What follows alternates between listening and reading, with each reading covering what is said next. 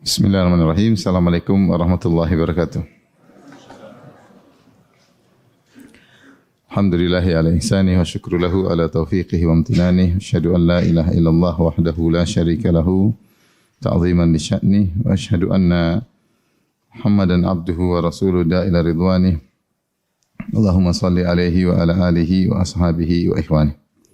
Hadirin dan hadirat yang dirahmati Allah Subhanahu wa taala. Kita lanjutkan bahasan kita dari surat Az-Zumar sampai pada ayat yang ke-19. Allah Subhanahu wa taala berfirman, "Afaman haqqa 'alaihi kalimatul 'adzabi afa anta tunkidhu man finnar?" Apakah engkau wahai Rasulullah hendak mengubah nasib orang-orang yang telah pasti ketentuan azab atasnya? Dan apakah engkau akan menyelamatkan orang-orang yang berada dalam api neraka? Ayat ini menjelaskan tentang bagaimana lembutnya hati Nabi sallallahu alaihi wasallam, perhatian Nabi kepada orang-orang Quraisy. Karena kita tahu orang-orang Quraisy adalah kerabat Nabi dan Nabi dari Quraisy. Dan di antara orang-orang kafir adalah paman-paman beliau ketika itu seperti Abu Lahab ya.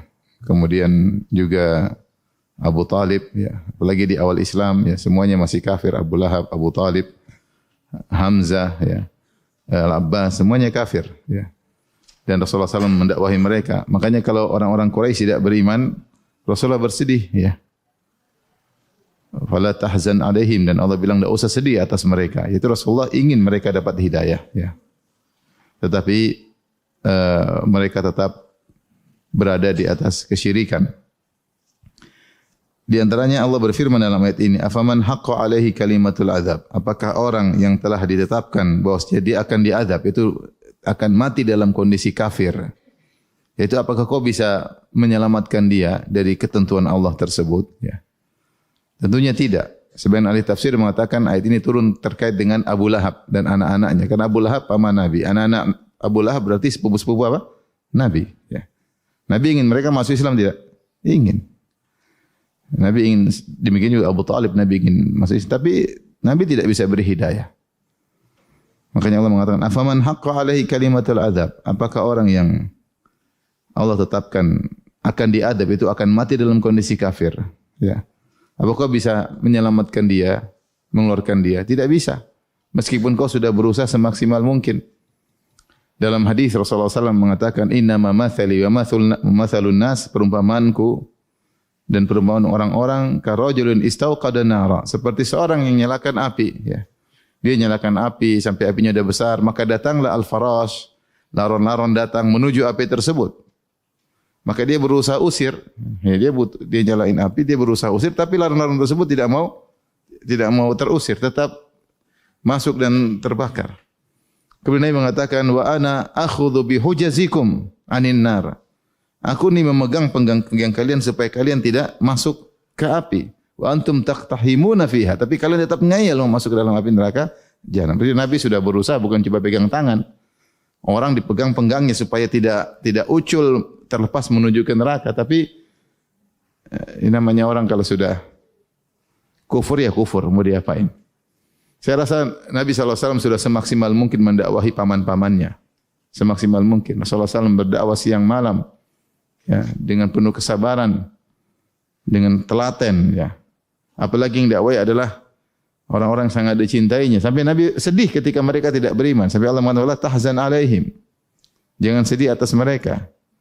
Fala tadhhab nafsuka alaihim hasarat. Jangan sampai kau terlalu sedih ketika mereka kufur ya, karena Rasulullah benar-benar sedih kalau mereka tidak beriman. Karena sayang kepada mereka, maka Rasulullah berusaha mendakwai mereka, tapi kalau Allah sudah tetapkan neraka, enggak bisa diselamatkan.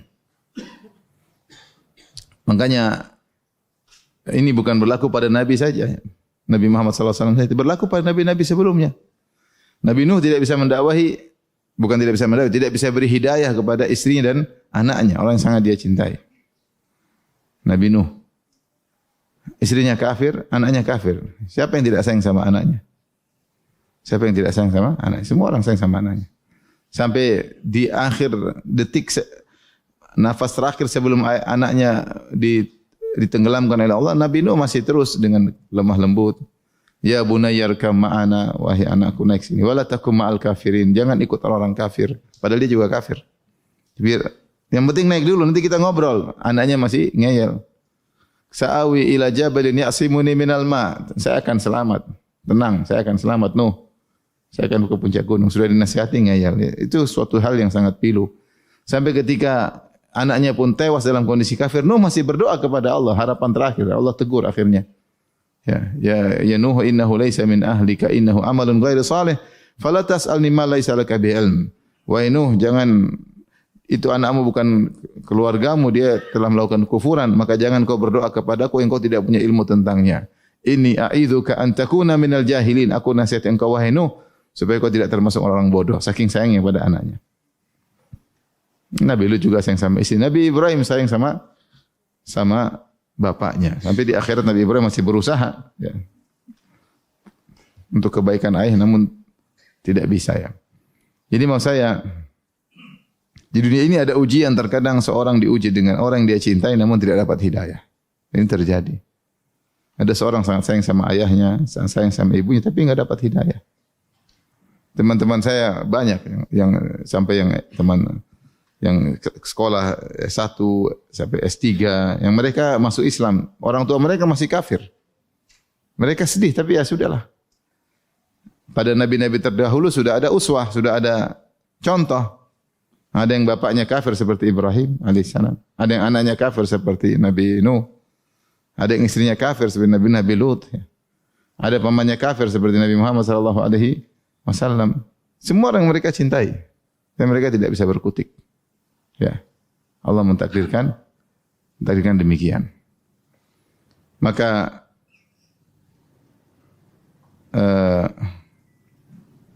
Allah berfirman,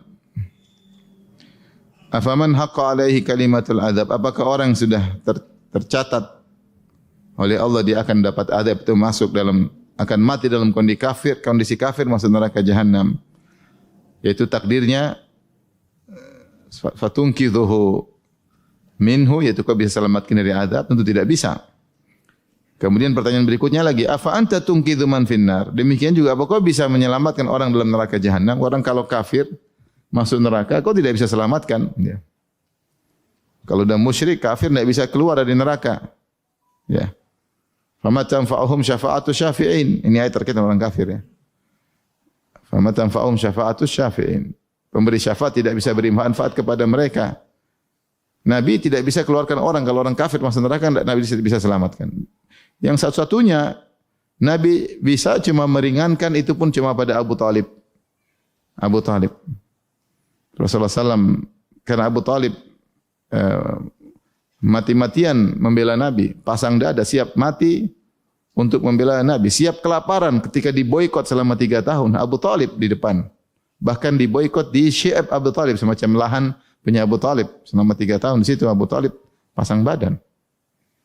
Tapi meninggal dalam kondisi kafir dan buat Nabi sangat sedih. Makanya ketika di akhir hayat Abu Talib mau mati, Rasulullah datang, "Ya ammi qul la ilaha illallah kalimatan uhajju laka biha indallah." Wahai pamanku, ucapkan la ilaha illallah.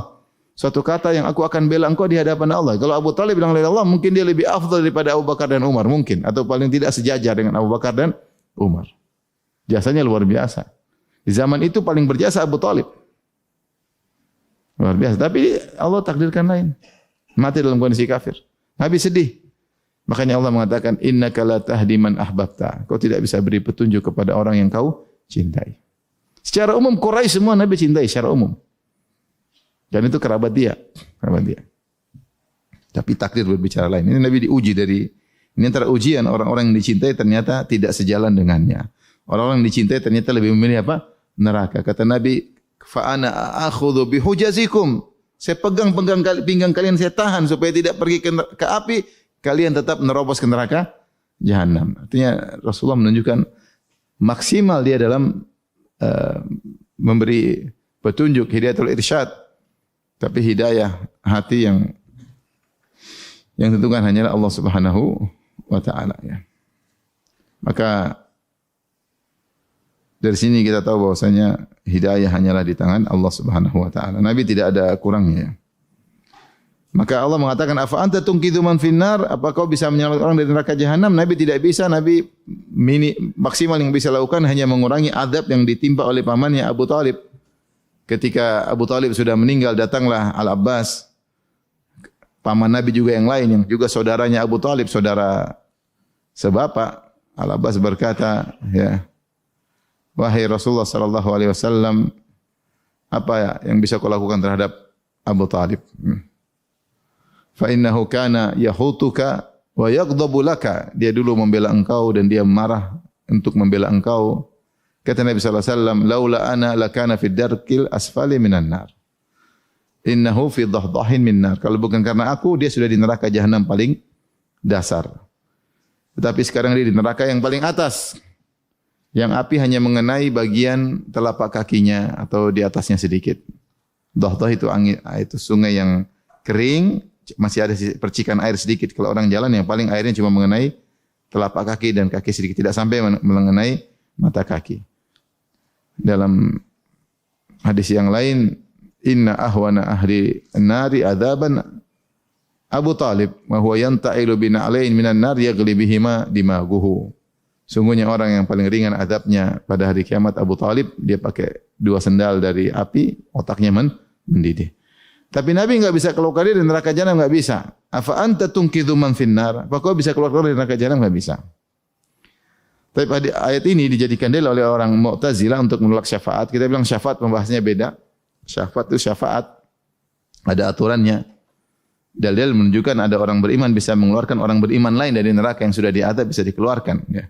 Dengan izin Allah. Setelah minta izin kepada siapa?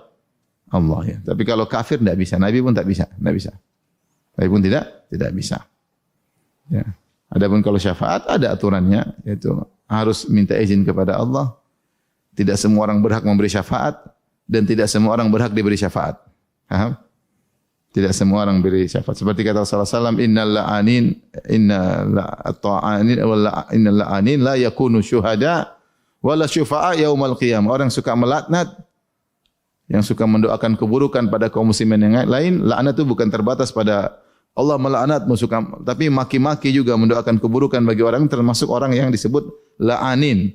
Orang-orang yang suka melaknat la yakunun, tidak akan menjadi syuhada wala syufa'a yaumal qiyamah. Tidak akan bisa memberi syafaat pada hari kiamat kelak.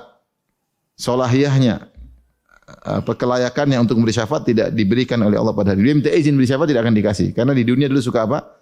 Mendoakan keburukan. Jadi tidak semua orang bisa dikasih syafaat. Dan tidak semua orang bisa dapat apa? Syafaat. Man dzal ladzi yashfa'u 'indahu illa bi'idznih. Siapa yang bisa kecuali dengan izin Allah Subhanahu wa taala. Wa kam min malakin fis samawati la tughni syafa'atum syai'an illa min ba'di ayyadana Allah lima yasha'u warda. Betapa banyak malaikat di langit yang kedudukannya sangat tinggi sisi Allah. Tidak bermanfaat syafaat mereka, ya, kecuali kepada orang yang Allah ridhai. Jadi intinya syafaat bahasanya beda, tapi ini Allah ingin jelaskan, wahai Rasulullah, hidayah di tanganku. Kau tidak bisa, kalau orang sudah aku tetapkan masuk neraka, tidak akan. Kalau aku sudah tetapkan dia mati dalam kondisi kafir, kau tidak akan bisa beri apa? Hidayah. Dan siapa yang sudah aku tetapkan masuk neraka, kau tidak akan bisa keluarkan dari neraka jahanam. Ya. Demikian juga secara umum, orang mukmin yang sudah masuk neraka, kalau sudah tetapkan dia masuk neraka sekian, dia tidak akan bisa terima syafaat langsung. Ada saatnya dia baru bisa terima apa? Syafaat. Dia harus dibakar dulu, entah berapa lama. Ya.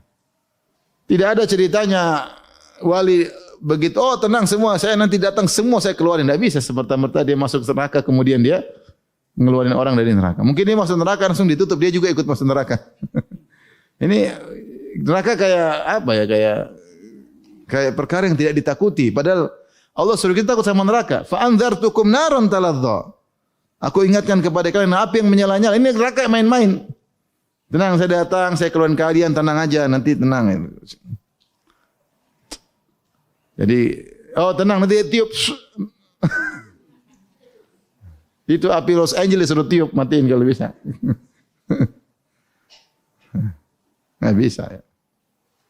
Bukan Hollywood lagi, Hellwood. Nggak bisa tiup, nggak bisa. Nah, suruh tiup, mati, nggak bisa. Nabi Allah bilang, afa anta tunqidhu man finnar? Kau bisa keluar dari neraka jahanam? Enggak bisa. Orang kafir enggak bisa Nabi keluarkan. Orang mukmin pun Nabi tidak bisa serta-merta langsung, harus tunggu waktunya. Tidak ada Nabi langsung keluar semua, enggak bisa. Nabi harus minta izin dulu beri syafaat. Kalau belum waktunya dikasih izin enggak akan Nabi bisa keluarkan. Kalau Allah udah masukin enggak bisa keluar kecuali dengan izin siapa? Allah. Allah afa anta tunqidhu man finnar. Itu Rasulullah. Kau bisa keluar dari neraka? Enggak bisa ya Rasulullah. Apalagi orang-orang yang derajatnya wali-wali, apalagi wali bahlul, gimana? Malah kadang-kadang neraka kayak jadi main-mainan. Tapi kita lanjutkan, lakinnal ladzina taqaw rabbahum lahum ghurafum min fawqiha. Akan tapi orang-orang yang bertakwa, di sini Allah mengatakan lakin itu idrab, akan tetapi kalau bahasa kita akan tapi. Ya Allah untuk bandingkan. Sebelumnya Allah menyebutkan tentang orang-orang beriman, orang-orang kafir. Allah mengatakan tentang penghuni neraka jahanam, lahum min fawqihim dhulalun minan nari wa min tahtihim dhulal. Dzalika yukhawwifullahu bihi ibadah. Orang penghuni neraka jahanam, di atas mereka ada tumpukan-tumpukan api yang bertumpuk-tumpuk, di bawah mereka juga ada tumpukan api. Mereka dihimpit oleh tumpukan api dari atas dan tumpukan api dari bawah, tidak berkutik. Ini tentang kisah penghuni neraka jahanam pada ayat ke-16. Maka pada ayat ke-20 Allah mengadakan komparasi. Allah mengatakan lakinnal ladzina taqaw rabbahum, bandingkan akan tapi orang-orang yang bertakwa kepada Rabb mereka, apa yang mereka dapatkan? Lahum ghurafum min fawqiha. Maka mereka mendapatkan tempat-tempat yang tinggi, ghuraf, kamar-kamar atau tempat-tempat tinggal yang tinggi. Mabniyatun, ghurafun mabniyatun, yaitu kamar-kamar atau tempat-tempat tinggal yang dibangun bertumpuk-tumpuk. Tajri min tahtihal anhar, yang mengalir di bawahnya sungai-sungai. Wa'adallahu la yukhlifullahu al-mi'ad. Ini janji Allah tidak akan memungkiri janjinya. Subhanallah. Dalam sebagian ayat ya atau sebagian hadis menunjukkan ada jannah, ada ghurfah. Ghurfah itu sesuatu yang lebih tinggi dari sekedar jannah biasa ya. Makanya dalam hadis inna ahlal jannah la yatara'una ahlal ghuraf.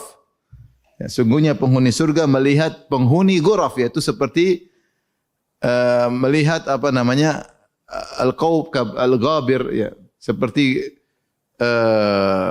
bintang di ujung sana ya, bintang di ujung. Jadi tinggi antara bumi dengan bintang kan jaraknya jauh. Sehingga ada yang mengatakan ghuraf itu jannah juga, salah satu nama surga adalah ghuraf, tapi dia jannah yang tinggi. Ya, jannah yang tinggi. Jadi jannah kan bertingkat-tingkat. Surga yang tinggi disebut dengan apa? Ghuraf. Makanya dalam hadis inna ahlal jannah la yatara'una ahlal ghuraf ya. Kama yatara'una al-kawkabal durril ghabir. Ya, fil masyriq awil maghrib, sebagaimana melihat bintang yang jauh di sana, yang di pojok timur atau pojok barat. Jadi jauh sekali. Ada yang mengartikan ghuraf adalah kamar-kamar, ya, kamar-kamar. Seperti rumah Nabi kan ada hujuratnya, ada ghurfahnya. Ya. Rasulullah itu rumahnya kan kecil, mungkin taruhlah 4 kali 6, nanti setengahnya jadi hujurat. Hujurat itu rumah yang tidak beratap. Seperti terus yang beratap disebut apa? Ghurfah. Itu tempat tidur Nabi, namanya ghurfah. Ghuraf. Kata Allah, bandingkanlah kalau orang masuk neraka tadi, di atas dia ada api yang bertumpuk-tumpuk, di bawah dia ada api yang bertumpuk-tumpuk, sehingga dia dihimpit, tidak bisa berkutik. Api atas dari bawah, api meliputinya. Ya. Adapun penghuni surga sebaliknya, dia dapat kamar-kamar yang bertingkat-tingkat. Bertingkat-tingkat. Dalam sebagian hadis Rasulullah mengatakan di surga fil jannah ada ghuraf atau ghurfah yura zahiruha min batiniha wa yura batinuha min zahiriha. Ini saya juga sampai sekarang saya belum paham. Ada kamar-kamar dari luar bisa lihat dalamnya, dari dalam bisa lihat luarnya. Saking begitu beningnya. Ini maksudnya bagaimana saya juga enggak tahu, Allah alam.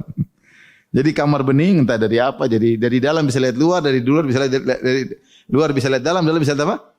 Luar. Saya berpikir terus fungsi kamar buat apa kalau gitu? Tapi ini salah satu keindahan yang saya belum bisa pahami. Tapi itu menunjukkan keindahan kamar-kamar tersebut. Tapi itu dalam hadis ya. Kata ditanya, buat siapa ya Rasulullah? Liman atabal kalam, bagi orang yang berbicara lembut, yang begini-begini, Rasulullah sebut dalam hadis. Tapi ini Sunan ahli tafsir mencoba menafsirkan ayat ini. Lahum lakinnal ladzina taqaw rabbahum, bagi orang yang bertakwa, lahum ghurafun min fawqiha, bagi mereka kamar-kamar di atas mereka. Kamar-kamar susun-susun. Kalau penghuni neraka terhimpit tidak bisa berkutik, kalau penghuni surga dia bisa naik kamar 1, kamar 2, kamar 3. Seperti apartemen gambarannya, susunannya seperti apa apartemen, ada kamar, tapi dia bisa akses langsung ke kamar berikutnya, kamar berikutnya, kamar berikutnya. Mabniyatun, dan ghurfat tersebut benar mabniyah, dibangun. Kita tahu mabniyah kalau kita di dunia dibangun ya dengan tanah, dengan tembok, dengan bata. Tapi kalau surga kan beda ya. Batanya apa? Dari emas dan apa? Perak. Milatuhal miskul adfar. Apa namanya, semennya atau lapisannya dari minyak kasturi. Ya. Dan seterusnya ya. Tanahnya dari za'faran ya. Intinya sangat indah ya, surga. Taib. Berikutnya Allah berfirman, tajri min tahtihal anhar. Di bawah kamar-kamar tersebut ada mengalir sungai. Ini juga jadi bahan pembicaraan oleh para ahli tafsir. Tajri min tahtihal anhar. Di bawah kamar-kamar tersebut ada sungai. Sebagian ulama berusaha seperti Tahir bin Asyur memberi gambaran. Ibarat kamar-kamar, taruhlah ini sederhana kita di dunia. Kalau apartemen kamar 1, kamar 2. Ini kamar satu orang punya kamar semua dia. Dia mau naik sini, naik sini, naik sini. Terus setiap kamar itu ada sungainya, ceret. Kamar lagi ada sungainya, ceret. Indah ya. Mungkin semuanya mungkin ya. Karena setiap kamar di bawahnya ada apa? Sungai. Karena kebanyakan orang di dunia namanya sungai itu kamar paling bawah baru ada sungai. Tapi ingat sungai di akhirat tajri min ghairi ukhdud. Sungai di akhirat mengalir tanpa ada, baru tidak perlu apa? Tidak perlu paritnya, tidak perlu lubang. Dia bisa airnya sendiri nalir sendiri bisa. Semoga kita termasuk mereka ini. Alhamdulillah. Enak ya punya kamar-kamar, ada sungai-sungai, ada bidadari setiap kamar, enak. Aman. Yang penting berusaha beribadah yang benar. Subhanallah. Wa'adallah la yukhlifullahul mi'ad. Lihatlah, adapun penghuni neraka terhimpit tidak bisa berkutik, ke bawah api, ke atas api. Penghuni surga naik turun terserah dia. Ya. Setiap kamar yang dia miliki penuh dengan apa? Keindahan. Dan intinya surga di luar hayalan kita ya. Misal gambaran sederhana. Ibnu Abbas berkata, ya, ma min syai'in fil jannah mimma fid dunya ilal asma. Tidak suatu pun yang ada di surga dibandingkan dunia cuma sekedar nama doang. Hakikatnya berbeda. Saya sampai sekarang belum bisa memahami tadi ghurfatun yura zahiruha min batiniha wa batinuha min zahiriha. Ini saya belum paham maksudnya bagaimana ya. Sebagaimana sampai sekarang saya belum bisa memahami tentang betis bidadari yang kata Nabi SAW, yura mukhu saqaiha min wara'il lahmi minal husni. Terlihat sumsum tulangnya di balik dagingnya karena saking cantiknya. Saya belum bisa bayangin sampai sekarang. Iya bening tapi kelihatan sumsum itu. Pasti gendruwo, pasti apa? Gendruwo. Makanya Nabi bilang di ujungnya minal husni karena saking apa? Cantiknya. Ya. Saya bayangin tadi kamar dilihat dari luar, terus maksudnya bagaimana? Pasti ada keistimewaan kita nggak ngerti. Tapi ya itulah surga kita nggak bisa bayangin ya. Kita hanya bisa gambaran global. Hakikatnya seperti apa kita nggak tahu. Ya. Kita nggak tahu.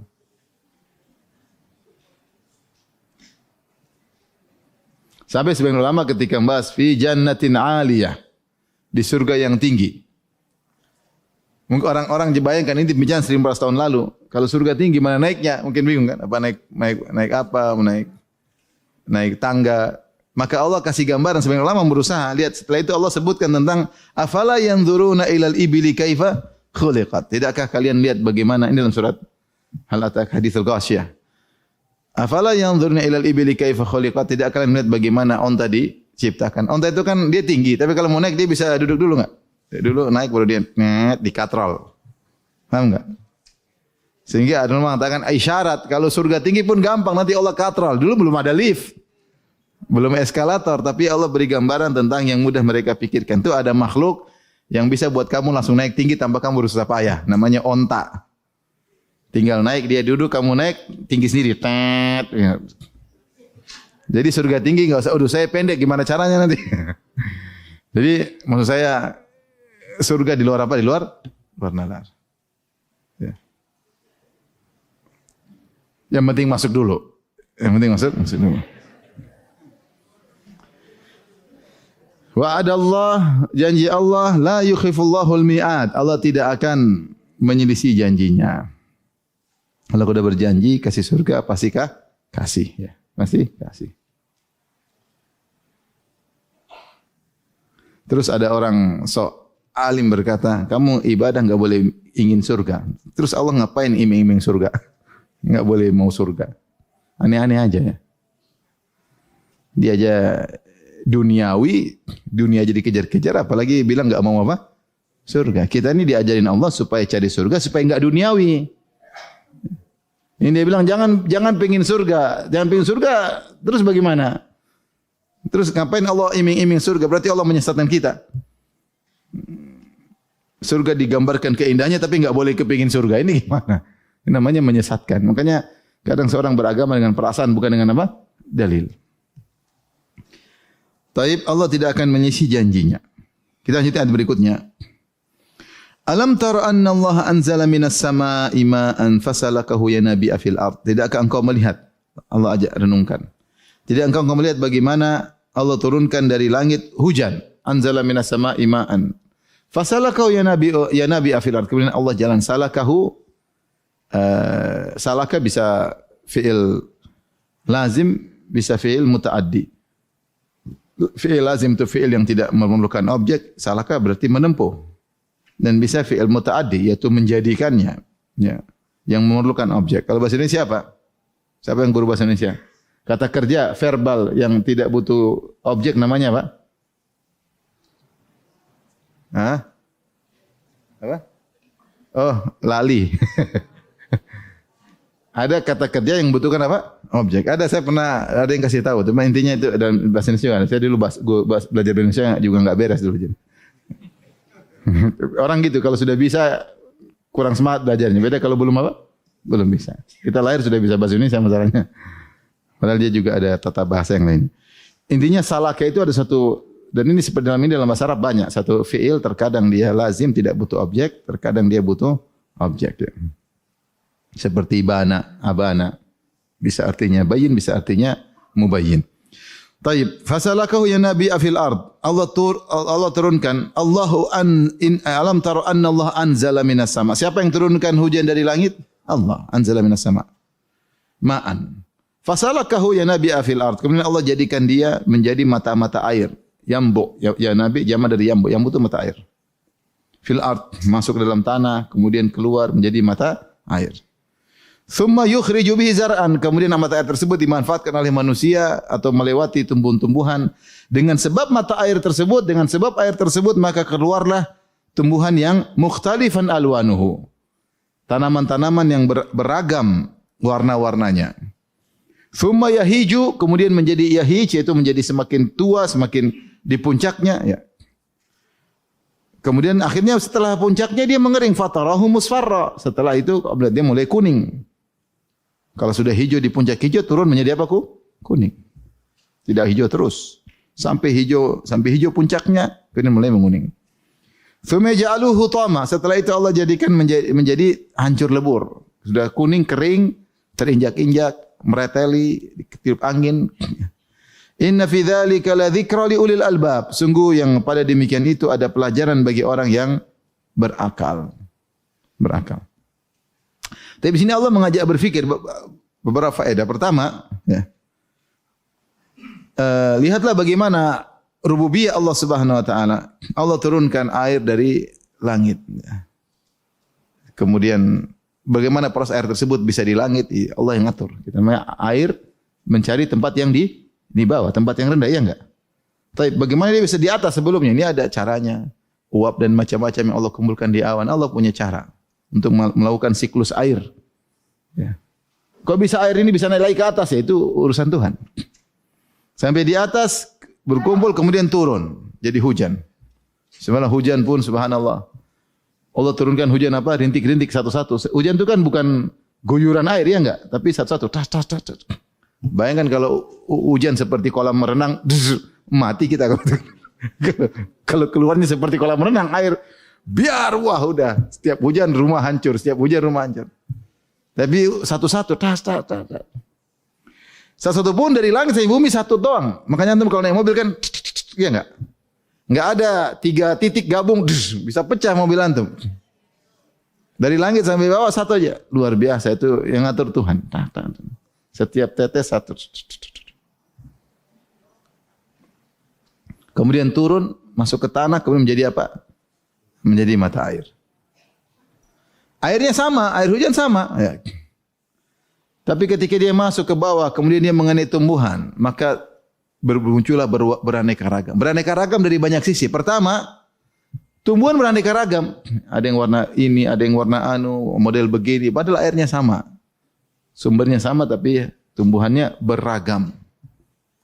Kemudian satu tumbuhan pun itu beragam. Tadinya dia agak hijau, kemudian kuning, coklat, kemudian seterusnya. Jadi ada tahapan-tahapan dia. Ya. Seperti korma aja kan demikian. Korma selain tumbuhannya, buahnya juga begitu. Jadi hijau, kemudian merah, kemudian kuning, kemudian coklat, kemudian menghitam lama-lama. Ya. Jadi summa yukhriju bihi zar'an, dengan sebab air tersebut,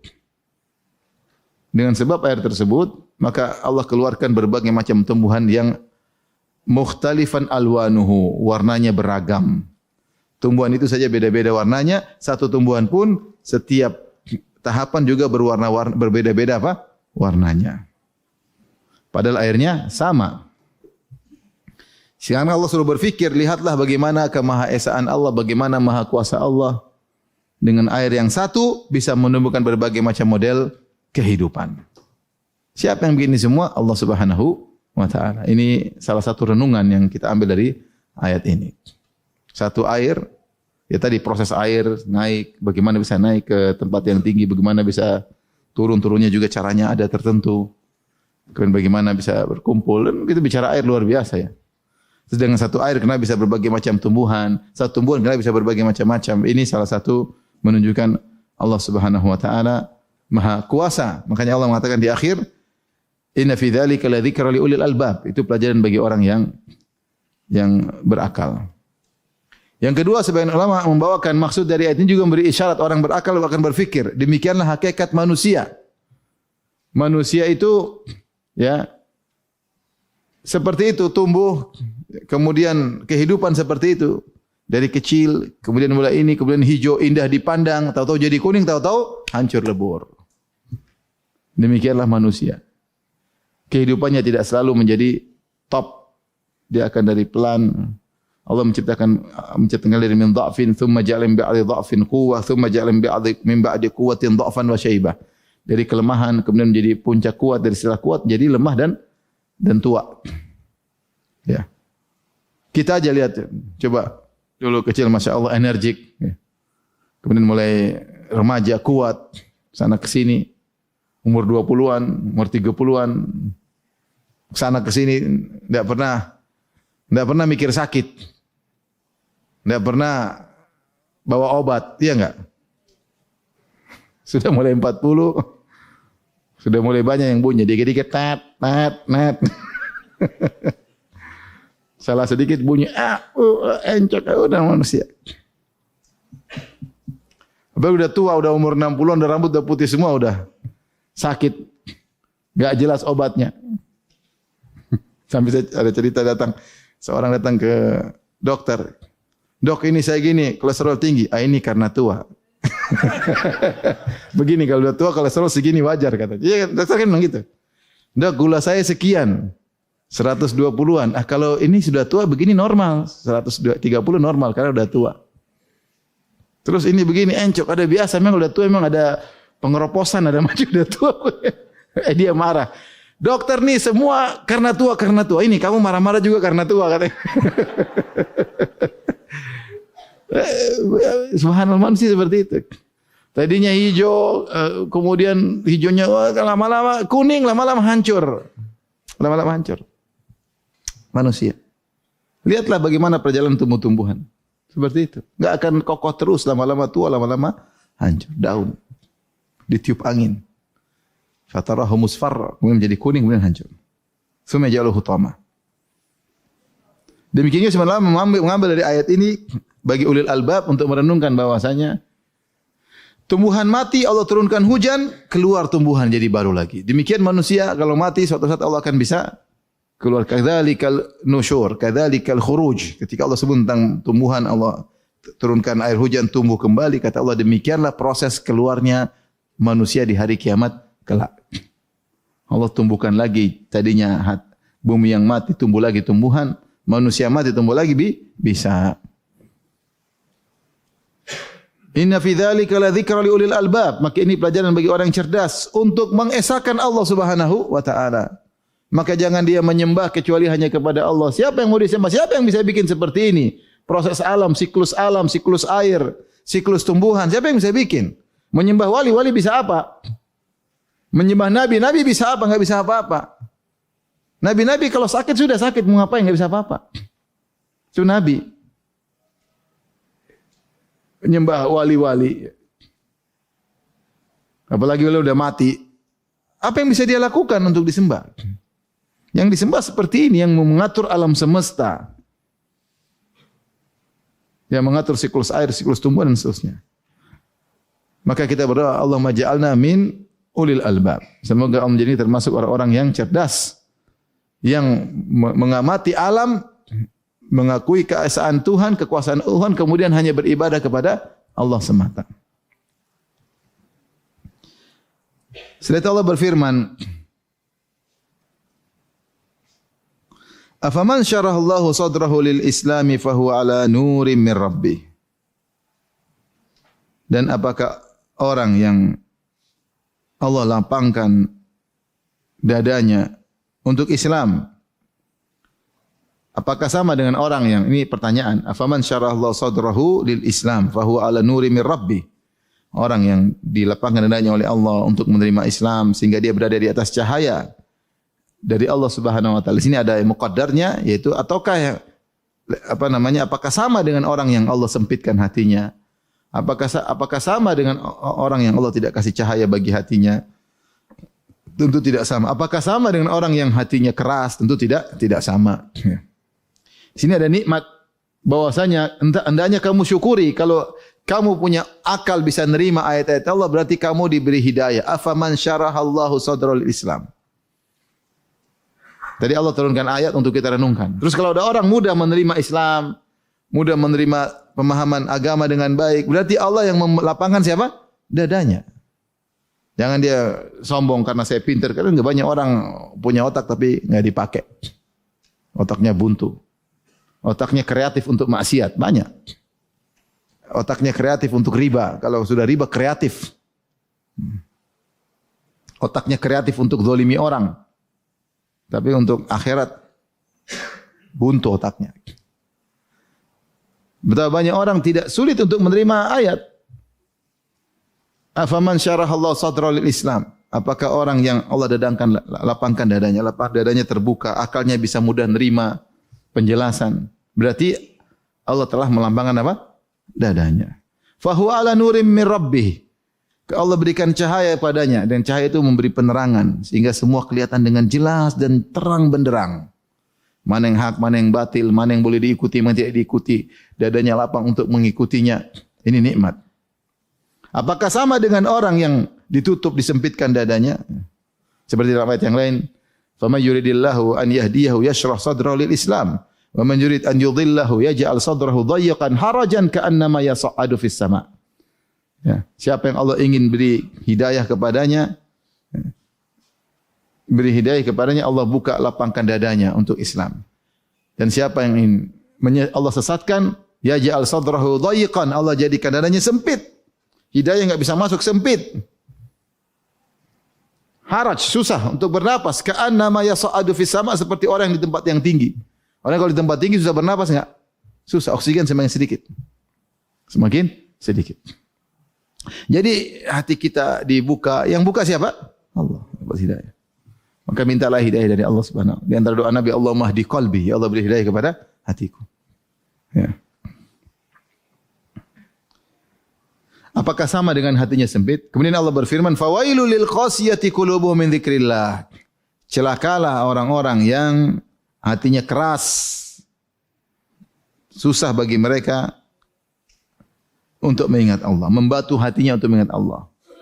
Suruh ingat Allah susah, dikasih ayat mental karena batu, jadi batu hatinya keras. Ya. Seperti Allah berfirman tentang orang-orang Yahudi, "Tsumma qasat qulubuhum min ba'di dzalik, fahiya kal hijarati aw ashaddu qaswah, wa inna minal hijarati lama yatafajjaru minhul anhar, wa inna minha lama yashaqqaqu fayakhruju minhul ma, wa inna minha lama yahbitu min khasyatillah." Kemudian hati mereka menjadi keras, bahkan lebih keras daripada batu, bahkan batu saja bisa lembut. Di antara batu ya, ada yang ya, keluar mata air darinya, bisa pecah keluar. Di antaranya ada yang keluar sungai dari sela-sela batu. Ada yang jatuh karena takut kepada Allah. Ini kamu hatinya lebih keras daripada apa? Batu. Keras membatu bahkan lebih keras daripada batu. Ada yang mengatakan, sebenarnya tafsir mengatakan, kenapa Allah tidak mengatakan lebih keras daripada besi? Kok lebih keras daripada batu? Karena besi itu kalau dibakar meleleh. Kalau batu dibakar enggak meleleh, keras kepala. Batu. Orang kalau sudah hatinya membatu, susah. Dan batunya hati proses, tidak langsung jadi batu. Maksiat, sombong sedikit, sombongnya tambah besar. Seperti Fir'aun. Dia mengatakan, "Alaysa li mulku Misra wa hadhil anharu tajri min tahti." Bukankah aku penguasa Mesir? Lama-lama dia bilang, "Ana rabbukumul a'la," aku Tuhanmu yang paling tinggi. Sombong bertingkat-tingkat. Sedikit. Maksiat pun demikian. Hitam membatu, sudah susah. Dikasih tahu susah, enggak bisa. Hidayah enggak bisa masuk. Dadanya tidak terbuka, sempit. Mau ceramah-ceramah enggak bisa. Enggak bisa. Maka seorang dilapangkan dadanya, maka dia bersyukur kepada Allah. Dia tahu bahwasanya yang membuat dadanya lapang adalah siapa? Allah Subhanahu wa taala. Dada yang lapang dikasih ayat, semakin lembut. Dada yang hati yang keras dikasih ayat semakin membantu, semakin ngeyel. Karena semakin dia tolak hatinya semakin membatu. Iya atau tidak? Semakin dia tolak semakin bantu. Jadi semakin padat, semakin keras. Kalau orang yang hatinya lapang semakin dikasih ayat semakin dada, semakin lepas, semakin lembut, semakin seterusnya. Ulaika fi dhalalim mubin. Mereka itulah orang-orang di atas kesesatan yang nyata. Kemudian Allah Subhanahu wa taala menyebutkan ayat berikutnya tentang keagungan Al-Qur'an. Kata Allah Subhanahu wa taala, "Allahu nazzala ahsanal hadithi kitaban mutasyabiha." Dialah Allah yang telah menurunkan perkataannya yang paling baik, yaitu Al-Quran. Pembicaraan yang paling baik maksudnya Al-Quran. Kitaban dalam bentuk kitab. Sebuah kitab. Mutasyabihan, yaitu mirip satu dengan yang lainnya. Mathaniya, yang berulang-ulang. Taqsya'iru minhu juludul ladzina yakhshawna rabbahum. Menjadikan merinding kulit-kulit orang-orang yang takut kepada Rabb mereka. Tsumma talinu juluduhum. Kemudian hati mereka, kulit mereka menjadi lembut. Wa qulubuhum, demikian juga hati mereka menjadi lembut. Ila dzikrillah, menjadi senang untuk mendengar firman Allah. Dzalika hudallahi yahdi bihi may yasha. Itulah petunjuk Allah yang Allah beri petunjuk kepada siapa yang Allah kehendaki. Wa may yudlilillahu, siapa yang Allah sesatkan, fama lahu min had, maka tidak ada yang bisa beri petunjuk kepadanya. Di sini Allah Subhanahu wa taala menjelaskan tentang keutamaan Al-Qur'an. Kata Allah Subhanahu wa taala, Allahu nazzala, Allah yang menurunkan ahsanal hadis. Berita yang terbaik ya. Jadi Al-Qur'an dari siapa? Dari Allah. Lafalnya dari Allah Subhanahu wa taala, tidak seperti perkataan orang Asy'ariyah. Allah bicara tanpa suara, tanpa tulisan. Sehingga Al-Qur'an yang kita baca ini bukan firman Allah, tapi terjemahan dari Nabi sallallahu alaihi wasallam. Dan ini sebenarnya adalah kesesatan yang nyata ya. Kalau Al-Qur'an ini karangan Muhammad tentu bisa dikalahin sama Abu Jahal dan teman-temannya. Ya. Al-Qur'an ini di antara akidah yang sering disembunyikan orang Asy'ariyah. Karena kita tahu masyarakat umum tahu bahwasanya Al-Qur'an itu firman Allah, bukan perkataan Muhammad, itu tidak. Saya rasa orang Islam baru masuk Islam pun ngerti Al-Qur'an itu firman Allah. Kalau Asy'ariyah enggak, Al-Qur'an ini bukan firman Allah. Firman Allah bahasa jiwa. Al-Quran ini cuma ungkapan. Yang ungkap mereka khilaf. Ada yang bilang Jibril, ada yang bilang Muhammad. Sehingga ini bukan firman Allah. Karena firman Allah, Allah tidak pernah berbicara dengan huruf. Tidak ada, kata mereka. Kalau kita, ya Allah bicara dengan Nabi Muhammad, bicara dengan Nabi Musa, terserah. Mau bicara dengan Nabi Adam, terserah Allah subhanahu wa ta'ala. Pakai bicara bahasa apa, terserah Allah subhanahu wa ta'ala. Ini akidah Ahlussunnah wal Jamaah. Allah berbicara dengan bahasa yang dia kehendaki, dengan topik yang dia kehendaki, kapan dia bicara, dengan siapa, terserah Allah. Makanya disebut dia maha berbicara. Tapi Allah turunkan Al-Quran, ahsanal hadis, yaitu perkataan yang paling baik. Makanya Rasulullah SAW mengatakan, ahsanul kalami kalamullah. Sebaik-baik pembicaraan siapa? Allah. Wa khairul huda Muhammad. Sebaik-baik petunjuk Muhammad. Allah turunkan sebagai kitaban, sebagai kitab. Kitab. Karena Al-Quran ditulis lama-lama jadi kitab, dikumpulkan dari lembaran-lembaran, ya. Di lembaran-lembaran, di kulit-kulit hewan yang sudah disamak, ada yang tulis di tulang-tulang, ada yang tulis di pelepah-pelepah korma, ya. Dahulu, dan ada yang dihafal dalam dada manusia. Nah, akhirnya dikodifikasi, dijadikan buku, dikumpulkan, ya. Kalau zaman Nabi tidak bisa dijadikan buku, tidak bisa dikumpulkan. Kenapa? Karena Al-Quran belum sempurna dan ada nasikh mansukh sehingga enggak bisa. Kalau dibukukan nanti rubah lagi, ada tambah di tengah-tengah. Karena ayat itu bukan, ayat itu kadang-kadang ada ayat diselipin di salah satu surat. Jadi tidak ayat itu tidak mesti urutan. Bisa jadi ayat belakang turun di luar secara urutan zaman. Jadi untuk membukukan Al-Quran di zaman Nabi memang tidak bisa. Makanya setelah Nabi meninggal dunia, sudah tidak ada lagi nasikh mansukh, tidak ada lagi turun ayat baru, maka baru bisa dibukukan. Tapi isyarat, ya, ketika Allah mengatakan alif lam mim, dzalikal kitabu, inilah kitab itu, isyarat bahwasanya Al-Quran suatu saat akan dijadikan buku. Dijadikan apa? Buku. Kitaban dalam bentuk kitab suci, mutasyabihan, mirip-mirip satu dengan yang lainnya. Sama-sama tinggi balaghahnya, sama-sama tinggi tata bahasanya, sama-sama dalam maknanya. Kita ngaji Quran terus kita tahu setiap Quran, setiap ayat maknanya dalam sekali. Setiap ayat, makanya setiap ayat mukjizat. Maknanya dalam sekali. Ya. Tidak akan berhenti keajaibannya. Ya, luar biasa Al-Quran. Setiap orang baca lagi ada ketemukan makna yang baru lagi. Ya, makna global ada, tapi ada selalu ada makna baru, luar biasa Al-Quran. Luar biasa. Ya. Kemudian mutasyabihan, maksudnya ayat dengan lain mirip-mirip. Mirip-mirip dari sisi sama-sama mutqan, sama-sama muhkam, sama-sama kokoh, sama-sama luar biasa, sama-sama tata bahasa yang tinggi, sama-sama menakjubkan. Seluruh ayat seperti itu. Makanya disebut mutasyabihan. Sama-sama dan tidak kontradiktif. Makanya Allah mengatakan, afala yatadabbaruna al-Qur'an walau kana min 'indi ghairillahi lawajidu fi ikhtilafan katsira. Apakah mereka tidak mentadabburi Al-Qur'an? Kalau Al-Quran bukan dari Allah, mereka akan mendapati banyak kontradiktif. Al-Quran luar biasa. Mutasyabihan itu mirip satu dengan yang lainnya. Kemudian kata Allah, masaniya. Masaniya itu ada dua kemungkinan. Jamak dari masnan, yaitu dijadikan dua-dua. Atau jamak dari musannan, yaitu mukarrar. Maknanya sama, yaitu diulang-ulang. Makanya kalau kita baca Al-Quran, kita dapati berulang-ulang. Kisah Nabi-Nabi diulang-ulang. Tentang surga dan neraka diulang-ulang. Tentang adab diulang-ulang. Tentang hari kiamat diulang-ulang. Karena memang manusia butuh untuk diulang-ulang. Manusia sangat lalai. Kalau ayat tentang hari kiamat di satu surat saja misalnya. Surat lain tidak ada hari kiamat. Mungkin orang kalau jarang baca ini enggak ingat hari kiamat. Tapi Allah ulang-ulang. Keagungan Allah, Allah juga ulang disebar di seluruh surat-surat. Karena itu ajaibnya Al-Quran.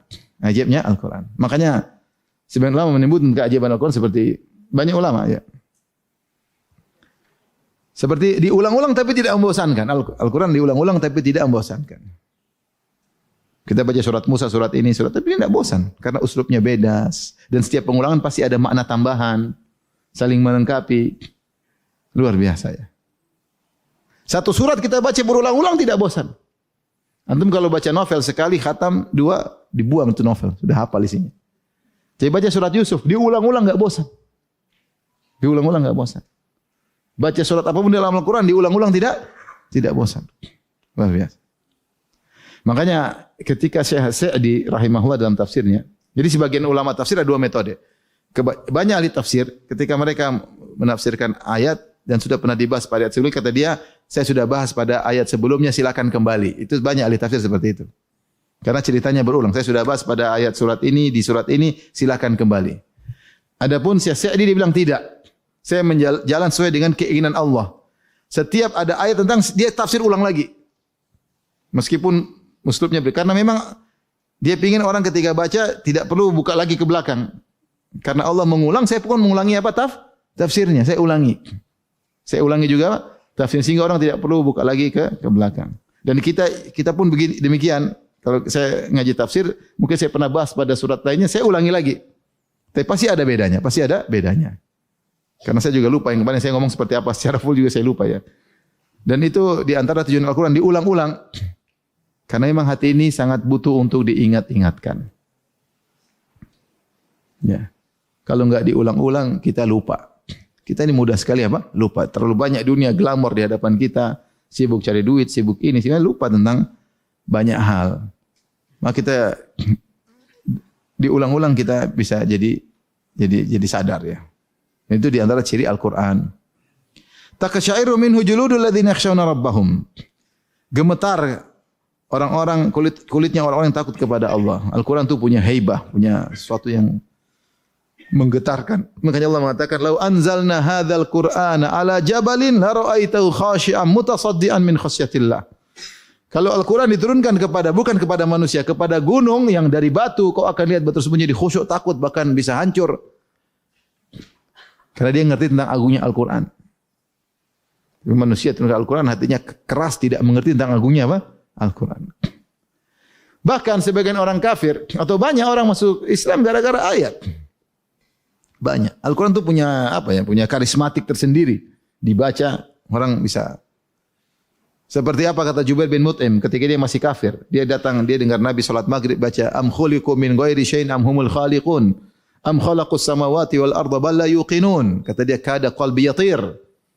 Ketika dia masih kafir dengar Rasulullah baca am khuliqu min ghairi syai'in am humul khaliqun. Apakah mereka dicipta tanpa ada pencipta ataukah mereka menciptakan diri mereka sendiri? Subhanallah. Am khalaqus samawati wal ard ataukah mereka yang menciptakan langit dan bumi? Kata Jubair bin Mut'im, kada qalbi yatir, jantungku hampir copot dari tempatnya. Di antara sebab dia masuk Islam.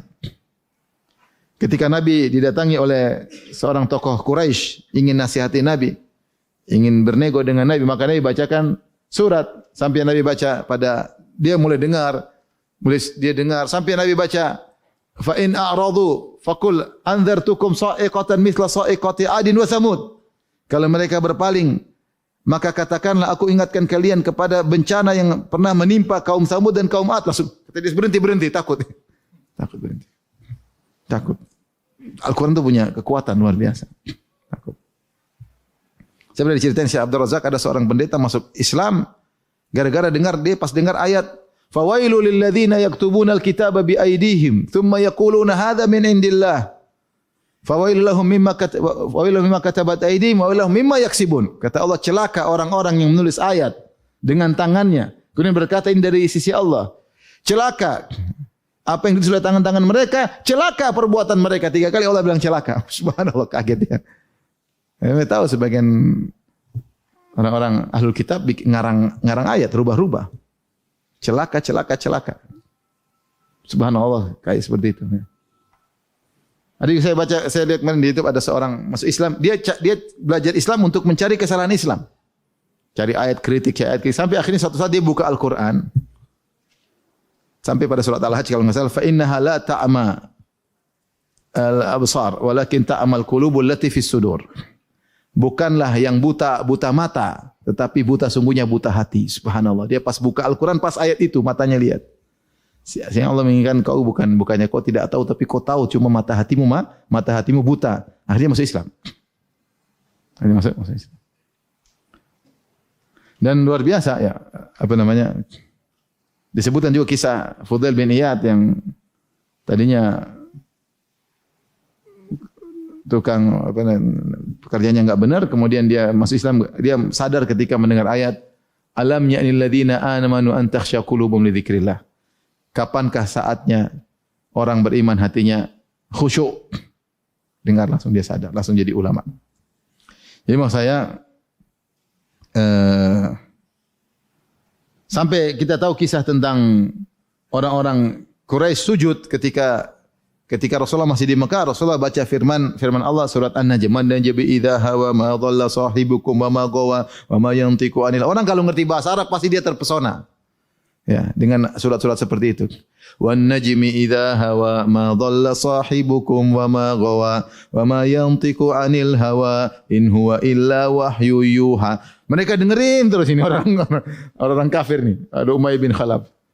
Sampai terakhir fasjudu lillahi wa'budu. Sujudlah. Mereka ikut sujud. Rasulullah sujud, mereka ke bawah. Ikut sujud.